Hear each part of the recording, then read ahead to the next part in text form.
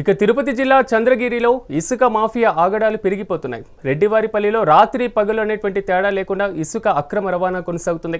భారీ శబ్దాలతో నిద్రలేని రాత్రులు గడుపుతున్నామని గ్రామస్తులు ఆవేదన వ్యక్తం చేస్తున్నారు. ఈ నేపథ్యంలో ట్రాక్టర్ కింద పడుకొని నిరసన తెలిపారు గ్రామస్తులు. పోలీసులు వచ్చి న్యాయం చేసేంత వరకు నిరసన కొనసాగిస్తామని ఓ వ్యక్తి ట్రాక్టర్ కింద పడుకున్నారు. దీంతో సంఘటన స్థలానికి చేరుకున్న పోలీసులు నిరసనను విరమింపజేశారు. ఇసుక మొత్తం వంక మొత్తం ఎవరు పర్మిషన్ ఇచ్చినారు? ఎంఆర్ఓ ఇచ్చినాడా, ఎంపీడీఓ ఇచ్చినాడా, ఎమ్మెల్యే ఇచ్చినాడా, లేదా ఊర్లో సర్పంచ్ ఇచ్చినాడా, ఊర్లో పెద్ద మనిషి ఇచ్చినాడా?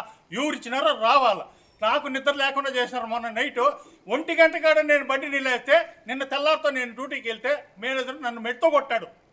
నిద్రపోతుంటే డ్యూటీలో నిద్రపోతుంటే మేనేజర్ మెట్తో కొట్టాడు. ఎవరికి సమాధానం చెప్పేలా?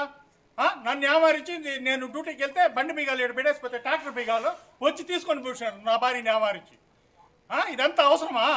ఊర్లో వీళ్ళకి ఊరు పర్మిషన్ ఇచ్చినా వాళ్ళు రావాలి, ఎస్పీ లెవెల్లో రావాలి. ఎస్పీ రాకపోతే మాత్రం వదిలే సమస్య లేదు.